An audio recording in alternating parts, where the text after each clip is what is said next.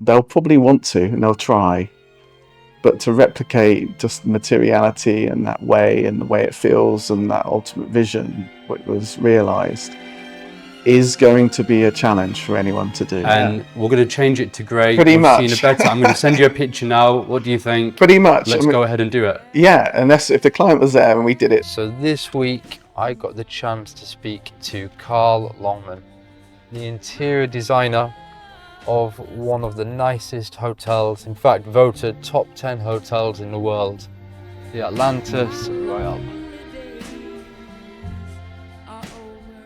All right, well, take me back to the start. For anyone who doesn't know, you're responsible for the interior design of one of the most luxurious hotels in the world. Yeah, that's it. Before you started that, how did you get into interior design and your background into that? Well, that was just something that I was always good at art. I just focused on my strengths, really. And that took me through, understanding design or being interested in design, and then just obviously studying design. I studied interior design at university.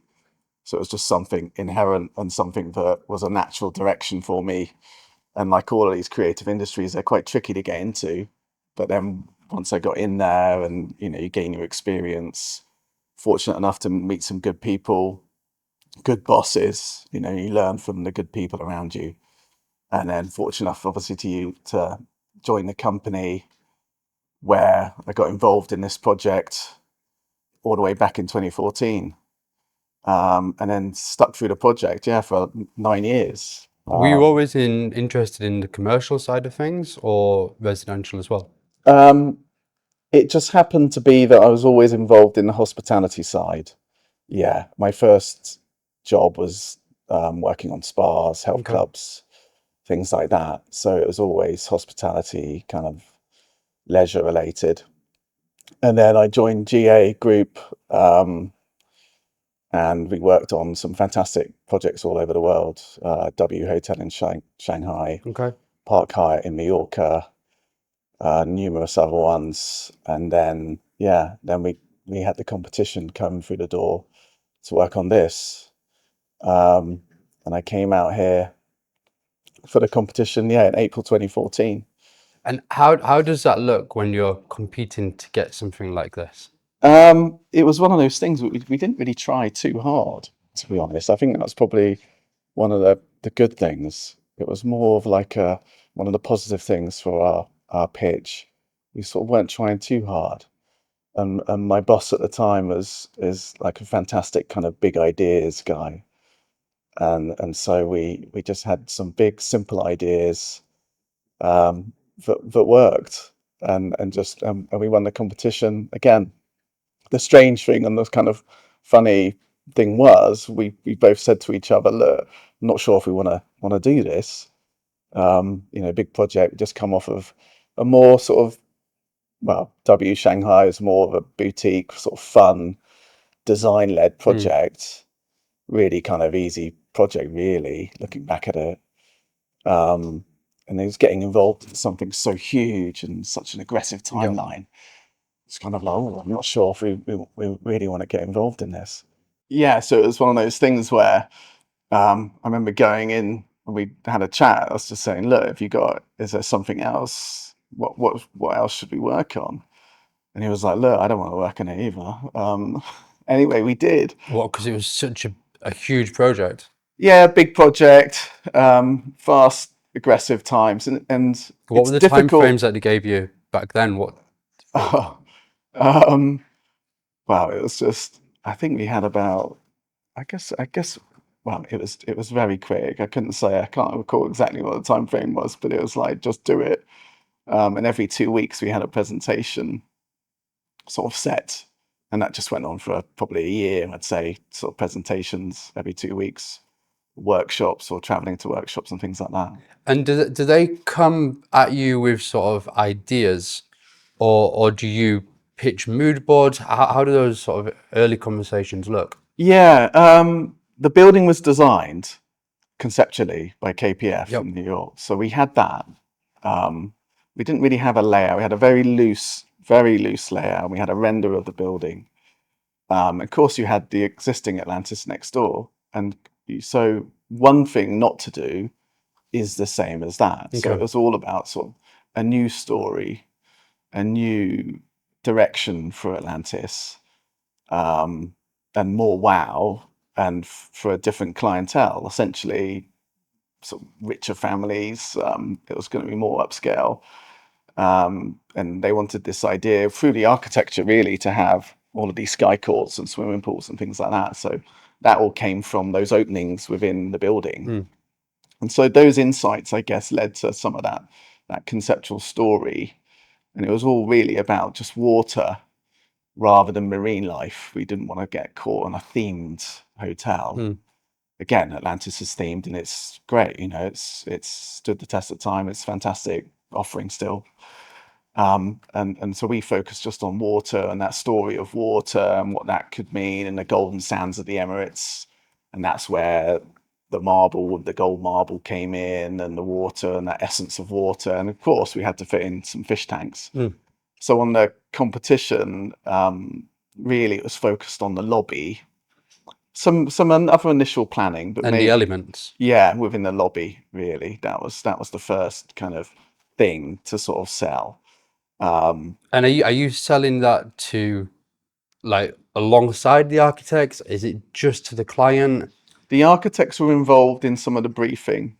We had a couple of sort of interim calls with them early on, just to touch base on a few things, because obviously they were a guardian of the design, I guess, as well for the client to a point. They spent a couple of years developing the architecture already. And are they saying, would they ever push back on certain things with the architecture? Because the outside's almost been agreed. Does the inside have to match the outside? I think it's good to have that connection to a point, and naturally the way we approach things was similar to how the architects did as well. So there was a good synergy between us in that sense, and that's where that partnership really worked well, I think. And you have that kind of overall connection within the building and the interiors on the hotel, for sure. We respected KPF, and the design team were great guys, and so it was something that we didn't want to fight against. These projects, you're entering a long journey, so you need to obviously be conscious of that and respect that design and that journey that they had already begun with the client, and obviously incorporating some of that client vision. And so that's where we took from there, really. And then with, like, budgets, are they giving you a budget to stick to? Do you just review that every 6 months because designs are Yeah. changing? Are you responsible for that budget, or is there a procurement You team? don't really want to know about a budget Okay. as a designer, especially early on. And typically on a project like this, or a project where you need to sort of think outside of the box, you don't want to be constrained by the budget, and you shouldn't really be constrained by that. So it's like the big idea, go all out, and everyone loves that. And then it's all about delivering that design on a budget. Obviously, the client did have a budget, but it wasn't something that we were kind of aware of, or being honest, wanted to be aware of. It was all about just pushing for the maximum of the idea and the design and the materiality, and the challenge of that, and where the sort of vast majority of the project comes in, is retaining that vision from all of the renders and all of the presentations over those next, what ended up being about 8 years of delivering that design, whether it's in the documentation. We had a team of about 10 people back in the office. We had a whole room dedicated to Atlantis. Like 3D models and stuff like 3D that? models, everything, even just paper card models. You're looking at things, developing the design. You're living and breathing a project like this. It's immersive. But retaining that vision and delivering it in sort of reality is where that real challenge comes, because obviously the budget does come in, the materials. There's limitations on materiality. Are you looking at prices of materials and things, or is that not really for someone else to sort yeah, out? not You've just got really. the vision. Yeah, you have the vision. I mean, you do get, obviously there are cost savings. There's value engineering, which is really all about retaining the design vision but making savings so it does meet a budget, but not losing that vision. And that is where the real kind of skill and that evolution of the design really comes in. When we had certain marbles specified, which you're looking at in the office on a small piece, for example, maybe it's 150 by 150 millimeters, square. But the marble's going onto like like the lobby floor, the whole floor of the building, for example. So that one small piece doesn't give you a real picture of the actual materiality and the limitations of that. How quickly can it be quarried? What sizes are the pieces? What can people physically install? And will it look good? And then you'd be responsible for going over, me saying, to Italy to choose Yeah, a yeah. I marble. was the guy who had the fortunate thing of going to Italy quite often. Yeah, I was there like every couple of weeks for a good few years, like for about 2 years, every 2 weeks, pretty much that. From the same, you'd get a marble from the same quarry, or do you Uh, kind of shop around different Yeah, I quarries? mean that's again the evolution of the design, because when you're there and you go through the cost and you go through the materiality and you see this material, understand what they can actually get for the money, because there's different qualities or ranges within one material. You have to decide and evolve the design to suit that, the budget, the time frame that they can actually get this material, and how it looks. And we changed. I mean, I remember going to a lot of places in Italy and seeing something with the client and just saying, look, actually this looks better. Can we have that? Maybe what's the price of this? So you're designing on the fly, although it's been, I mean, like all developers hearing this will be like, what? But you're seeing materials in the flesh, or new materials coming out of the ground, essentially. And you're thinking that's And going you to think, work better actually, than that's that. going to look better than what we had specified or what we had in the office, because you're limited from sort of your own library and your own knowledge And then can as a you just make designer. those decisions, or does it have to go back into the boardroom? You sit down again and Well, we had a good relation. I had a good relationship with the client, and often the client would visit Italy with us at the early stages, and a good relationship with the contractor. And basically, no, you could, I mean, some of the design materiality changed pretty much on the spot. Yes, they had to obviously check the quantities and the cost and things like Yep. that. But yeah, things evolved. Like the grey marble you see in Atlantis, it wasn't specified as that. It was something completely different. And so it was just like, while we were there, it's like, actually, this looks better.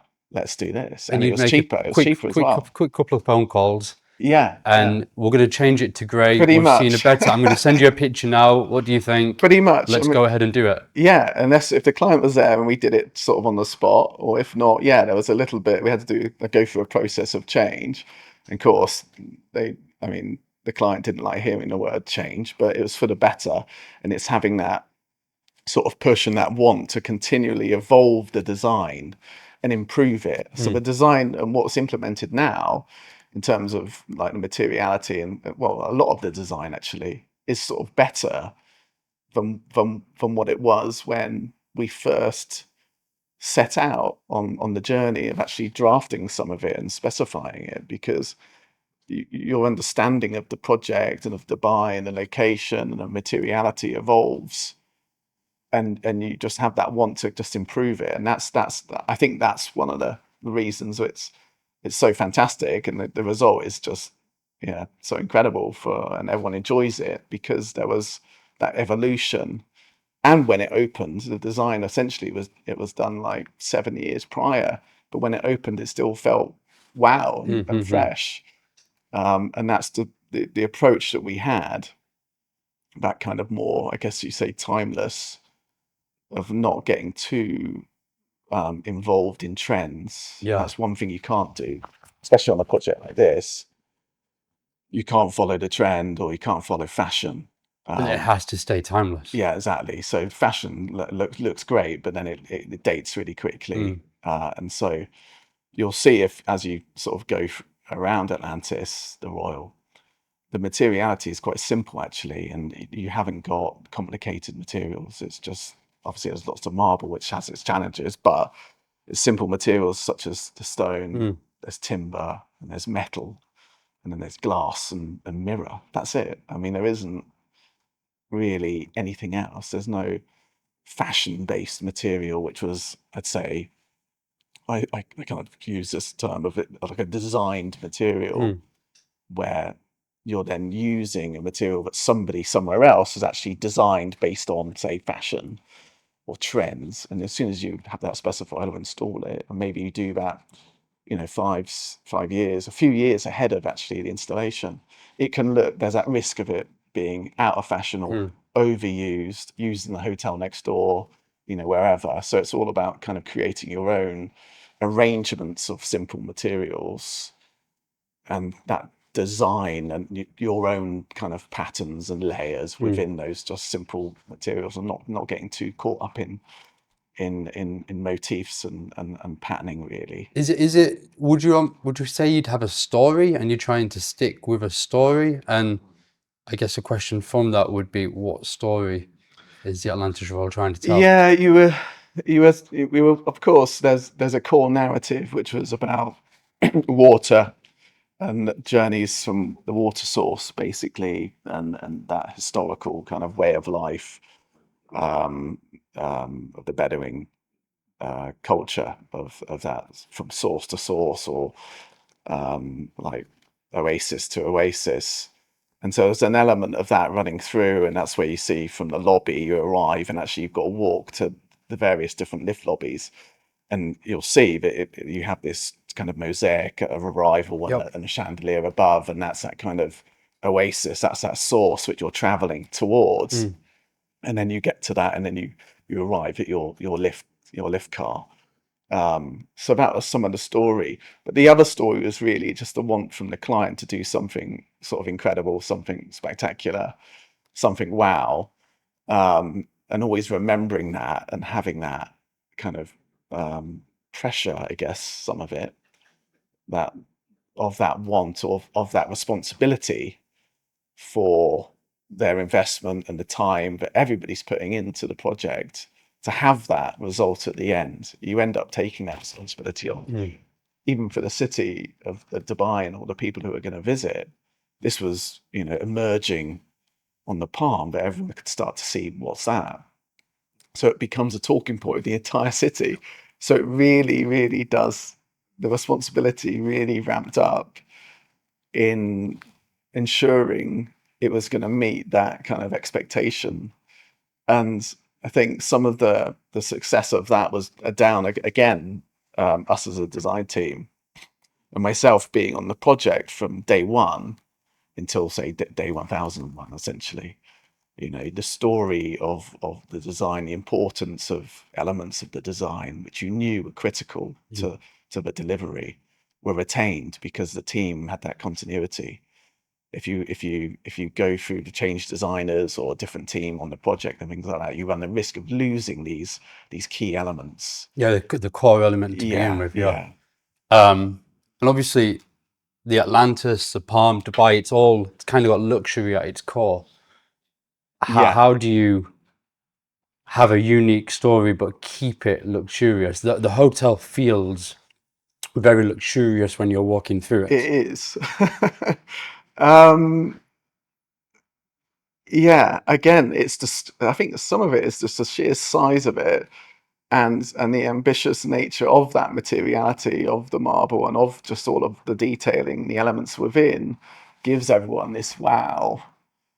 And it is that simplicity in the design as well. I think it just has those like bigger statements, the simple ones, that really sort of gives it that luxury feel.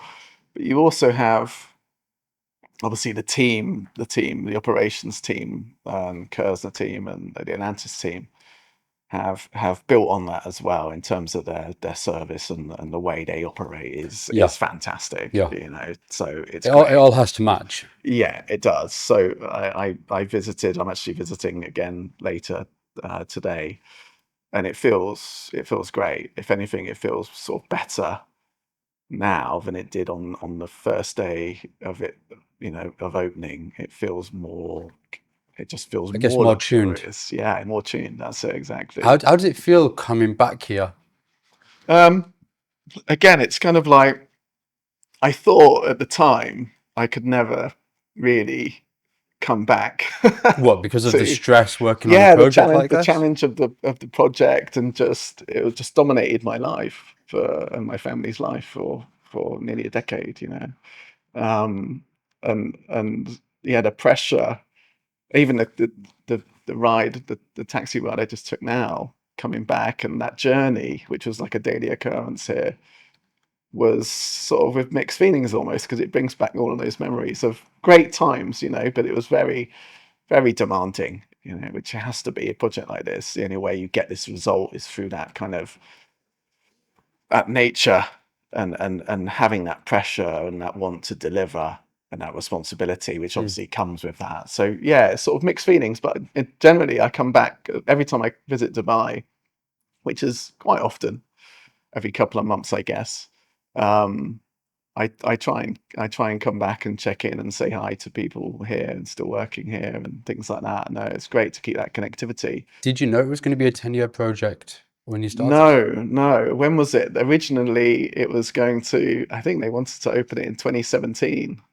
Okay. So it's Originally, 3 years yeah. delayed. And that goes back to that original story, actually, of like, oh, I don't know if we want to work on this, because the pace of it, and the challenge of that is having such design responsibility, but thinking so quickly and trying to get these things, essentially onto paper, whether it's materials or the big idea, all of those elements, and having a team, and pushing the team hard as well to deliver, it impacts, everybody. Yeah, it was hugely challenging. Of course, obviously the deadlines moved. Well, it didn't move, but it evolved. There were changes to the design, and then there was COVID and all of these things. Yeah, so almost at a point when it should be starting to finish, you had COVID, Yeah, which I yeah. imagine would have brought even more challenges to it with It was, traveling of and being able to course, work. it was one of those things. It was like, oh, it's about 2 years left on the project, we thought, and then it kept on being another 2 years, and all this stuff, and then COVID hit, and it was like, oh no. And it was right at a critical moment, actually, because it was on site and we were starting to deliver more of the design. And I was coming here sort of every 2 weeks, 2 weeks on, 2 weeks off. So again, that's a lot of travel pressure. Like 50% of traveling, had two young children at the time. So it's pressure on everybody. And then yeah, the COVID, and then that just brought a whole new sort of element to it. And it ramped up. I remember I had like a couple of days at home thinking, at last we can just sort of have a bit of breathing space. In terms of traveling anyway, it saved me in that sense. Travel was just going crazy. Is it with traveling back and forth all the time? Is it harder to stay in that sort of creative flow? Because as a designer, I'd imagine you need to stay in a certain. You don't want to be stressed or Oh yeah, but worrying no. about traveling and everything else. You kind of want to stay in that flow. Yeah, it's so, there's so many facets to a project like this, being a designer.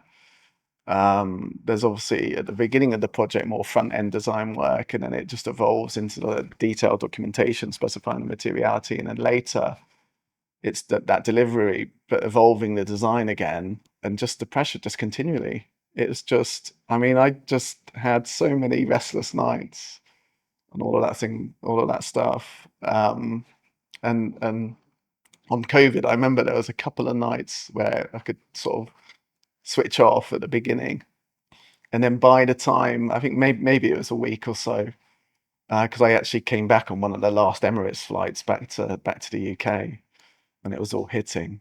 So I got back, chilled out. Well, sort of had an easy week probably in terms of workload, and then all the offices and everyone evolved and managed to get the working from home. And once that all ramped up, it just flooded. It was so busy at home. It was crazy. I was on one of those last flights, Okay, to yeah. Manchester from Dubai. There was like 20 people on board or something. It was we flew back to the UK in March 2020, end of March 2020. We actually moved back for 6 months. Realized we didn't like living in the UK and came back to Dubai 6 months later. Ah, But on those last flights back to the UK, it was almost like, what's going to happen yeah, to the city. yeah, It, yeah, it, it felt like doomsday. yeah, Emirates yeah. are stopping their This is flights. it. Everything's closing. To Yeah, be managing a project like this, and especially for the owners and who are paying for the project, it must have been terrifying for them. yeah, yeah. That was it, and it was worrying for us in terms of the effort and the commitment that we'd put into it. Making sure that that was still going to be You're retained. still And it was, delivering, yeah, yeah. exactly. All of these big projects, and I'd say to any sort of designers who taking on larger projects like this, there is a risk to it. This one, through effort, and the commitment of the client, the commitment of all the team and everyone involved, it worked out well, really well. But some projects, there's challenges through them, and they don't turn out as well, or they don't finish for whatever reason. The bigger the project tends to be a little bit more risk in that terms of that delivery. Because the timing of when this opened up, coming out of COVID, when Dubai marketed themselves so well, how they handled that situation, all eyes on the world were looking at Dubai and how they handled it. Yeah, Suddenly, tourism, everything else just went through the roof, yeah, especially the real estate market. Everything has just gone sky high yeah. since COVID. It was amazing. And the Atlantis Royal is kind of at the start of that wave on when they opened up. Yeah, yeah. It just hit it just right, actually. After all of the delays and design changes and things like that and impacts, it ended up finishing The kind of timing was perfect. at the right time. In that sense, and finishing really well, in terms of the meeting the expectation of the city, I guess, of Dubai, and being that new like icon and landmark, which is what all the consultant teams and everybody was working towards. So that was, yeah, that was a fantastic result. Have you had people come up to you since seeing the Atlantis Royal and wanting to implement things in their own house and Yeah, yeah. trying to get your design eye? There's been a few. Yeah, there's a few of those. There's been a few of those. Not so many, but there's a few, and I'm still working with the client team from Atlantis, the owners, ICD, and the Kerrs and the team on another project or other projects. So yeah, which is great. To come through a project like this and still retain those relationships and have that trust, I guess, from delivering something like this, over all of those years, after all of those challenges. Yeah, it's a good feeling. It's a great feeling to have that. This view's improved as well over the years. Strangely, it's got better. That's the story of Dubai. I think over the last 10 years, it's got It better. has got better. You know, It has got whereas other better. places in the world have sort of stayed the same or got worse. This place has got better. Yeah, And that's where the strength is, I think. yeah, yeah. The skyline's incredible. Yeah, yeah, that's great. It was one of the reasons my wife, girlfriend at the time, we came here we came on holiday in 2011, 2012, 2011.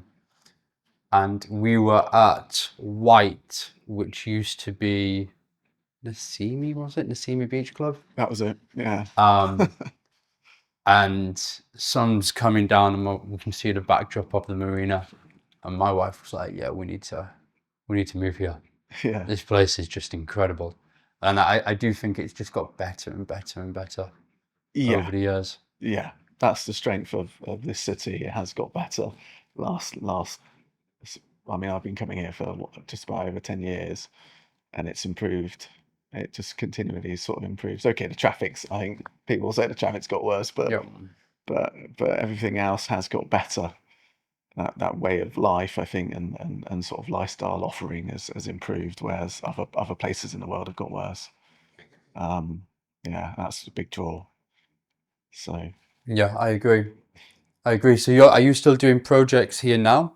yeah, What are you working on next? yeah, Or at the moment? we're working on with a team at Bergman Interiors, who I'm now with. We're working on some sort of scope areas or some restaurants and circulation areas at Wandsabeel, so the new property. Yep. Yeah, so that's exciting, and there's a couple of other projects in the pipeline as well in Dubai. So obviously we're all very sort of Middle East focused. Obviously, I'm particularly focused in Dubai. So yeah, that's great. You know, it's great to work out here. I like the energy of the projects over here. It's a different way of working, I guess, in terms of those projects. But it's a fast pace, and it's also when you design things, it gets built generally, you know, quickly, which is Quick great. decisions, Yeah, yeah. So it's good. Yeah. which is how they've grown the city so quick. Yeah, again, the challenge on the pace of the construction and the pace and the want of clients here is that you need to think and design quickly and then retain that vision through that process, which is the real sort of that's the real challenge. It's a lot of the time they're less restricted with budgets, Yeah, yeah. so they're able to make quicker decisions. Yeah, I think particularly at the beginning, clients seem to just want to see the maximum, and then slowly, if the budget comes in, you just sort of reel back on it, but Yep. retain that original vision. This is it. You know, it goes back to that really, and having that kind of being agile as a designer in your thought process of how to deliver that vision, although it may have a big cost saving sort of implementation. Yeah. Do you ever do residential? Yeah, I do a little bit of residential, for sure. The team who I'm now with have got there's a focused residential team as well that I oversee. So yeah, we're really well placed for doing residential developments. Because working on the Palm, all these villas and apartments, they're all fairly old as far as Dubai standards are concerned. Yeah, So when people are buying them, they're ripping them out, and this is it. they're just redoing them. No, it on sounds good. site. It sounds good for people like me, and if they visited here and they want some of that kind of essence of Atlantis, I guess. And I think a lot of these trends of residential actually, and now everyone who sort of buys these villas, they travel obviously around the world, stay in hotels and things like that. It's bringing in more of that hospitality kind of way of design or way of living, that hotel living. Um, I guess you can be a little bit more trendier when doing your own home. yeah. Doesn't have Oh to be yeah, this as is it. timeless. No, What exactly. trends do you like at the moment? Oh, what trends do I like? Oh no. Or do you not? Do you not follow stuff I like that because don't. you don't need to? No, I'm not a big sort of trend guy in terms of that. I obviously like keeping in line and keep informed of interior design or architectural trends and things like that. But don't really follow them. No, not particularly. You take just elements of things that you see, you know, and reimagine them. So, you know, you have an image or you'll visit somewhere and think, oh, that looks great. So you just take portions of that and then sort of plug that in and see how that fits and yeah, and it ends up being totally unique in that sense. Because the way you've arranged it, or the way you've positioned something, that maybe there's a detail that you've seen elsewhere, and the way that's implemented ends up being unique. But yeah, I'm not really trend focused in that sense. But yeah, you can be more trendy. I mean, clients often want to have more, I guess, trendy or fashionable interiors in their home. This is more emotion attached. Yeah, yeah. So they've been looking through Pinterest boards and they'd come to This you is with it. Pinterest Yeah, boards on how they want things to be, which is normally trendy Pinterest boards. this is it. That's the challenge actually. As a designer, is obviously everyone's very well traveled. There's lots of images online now that people can see. They want this, that, and the other. Sometimes what you have to be though is you have to be sort of strong in your design vision, kind of, and guide that client and say, look, okay, fine, that looks great, but in this condition, it doesn't really Yep. work, or things like that. So Which is what they're paying an expert opinion for. yeah, so you take elements of that imagery and implement that, but in a unique way. And again, try not to follow the sort of trends or the fashions. And use those timeless materials. I mean, I like using those simple materials. Yeah. And then for people to get in touch with you in Dubai, how do they reach out?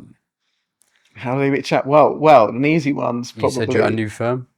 yeah. The new firm is called Bergman Okay. Interiors. So if they look for that, or they search for me on Instagram as Yep. well, and you'll find me at longman.design. Yeah, so no, it's great. I mean, we've got some great little projects in Dubai and the Middle East, and the team that I'm working with now and overseeing at Bergman are fantastic. And they're featured in. They've built something themselves as well, a legacy in a different way, like myself, but in more of a residential side of things, and features in Vogue magazine. AJ. So we're right at the forefront. So I mean, it's a this great. place has won plenty of awards itself. Yeah, yeah, definitely. Mm. It did. No, it's fantastic, to have that recognition after all the effort and that commitment Yeah, is I think it got voted. I was looking the other day. It got voted the 9th best hotel in the world. yeah, that's it. So it's Yeah, quite I some saw that. achievement. No, it's great. I mean, that's testament to the client team, and testament to Kurzner, and testament to Atlantis and the team at Atlantis for kind of really putting those final touches, I guess, in terms of that guest experience, and that service, which makes those buildings like a hotel, makes it something that functions. Good. And if I guess looking back now, what are you most proud of when you look at it now?